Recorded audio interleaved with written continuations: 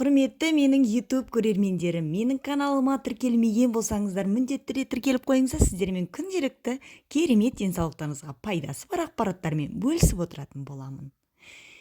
Яғни, күнделікті қолданып жүрген сода, нан сода, ас сода дейміз, я? Барлықтарымыз қолданып жүрміз. Білесіздер ме, бұның қандай пайдасы бар екенін? Сүтке араластырылған соданың дәмі бала кезіңізден бері бәріңізге де таныс шығар, я? Бұл қоспа әлі күнге дейін жөтел кезінде сізге ерекше әсер етеді. Дәрігер мамандар бір шай қасық соданы қайнаған сүтке қосып, ұйықтар алдында ішуге кеңес береді. Ал сүтті ұнатпайтын адамдар болса, оларға жөтел кезінде сода ерітіндісінен жасалған ингаляция, яғни тамақты булау көмектеседі. 1 литр қайнаған суға 1 ас қасық сода жеткілікті. Тамағыңыздың ауруына сода ерітіндісі ерекше көмектеседі. Оның 2 шай қасығын алып, 1 стақан жылы сумен араластырыңыз. Күніне 5-6 рет шайып тұруыңыз керек. Сода тамағыңыздың шырышты қабығын суландырып, тамақ қышуын тоқтатады. Конъюнктивит кезінде көзіңізді жиі сода ерітіндісімен жуғаныңыз дұрыс. Алайда бір ескертетін жайт, бір мақтаны тек 1 рет қолданыңыз. Сода медицинада баяғыдан бері артемияға қарсы дәрі ретінде қолданылып келеді. Кенеттен жүрегіңіз қатты соғып ауырса, соданың жарты шай қасығын тұтынып тоқтатуға болады. Гипертония кезінде де өте пайдалы. Ағзадағы сұйықтық пен тұзды шығарып, артериялық қысымды төмендетеді. Соданы шай қасықтың жартысына салып, дәріңізбен бірге тұтыныңыз. Қоғамдық көліктерде басыңыз айналып, құсқыңыз келсе, өзіңізбен бірге ас содасын алып жүру ұмытпаңыз.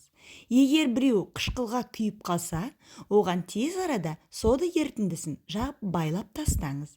Соданы ауыр жарақат алып, көп қаныңызды жоғалтқанда немесе бір нәрседен уланғанда алғашқы көмек ретінде қолдану қажет. Ол үшін сода мен тұз ерітіндісін дайындағаныңыз дұрыс. Дайындау жолы өте қарапайым. 1 шай қасық сода мен 1 шай қасық тұзды алып, 1 литр қайнаған суға салып, жақсылап араластырыңыз. Дайын болған соң, әр 5 минут сайын тұтыныңыз. Аузыңызды содамен шаю арқылы тіс ауруларынан аман қаласыз. Ыстық сода ерітіндісін дайындап қойып, күніне 5-6 рет аузыңызды шаюды күнделікті әдетке айналдырыңыз.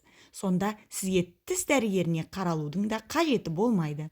Сонымен қатар сода тамаша косметикалық зат. Оны сабын ұнтағымен араластырып, аптасына 2 рет бетіңізді сүртіп тұрыңыз. Ол сіздің бетіңізді безеулерден құтқарады.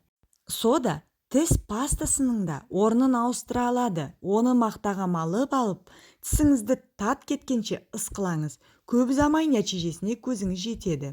Сода ерітіндісі құрт құмырсқа, шыбын шіркей шаққан жерлерді де тез кетіреді. Егер шаққан жеріне күніне бірнеше рет жақсаңыз, орны да қалмайды және жараның аузына микроб түсірмейді. Жұмыстан қатты шаршап келген күні кешке содамен аяғыңызды уқалаңыз.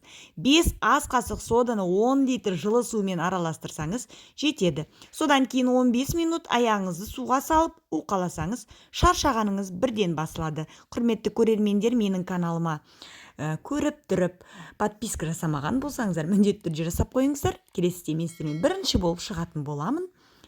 Рахмет.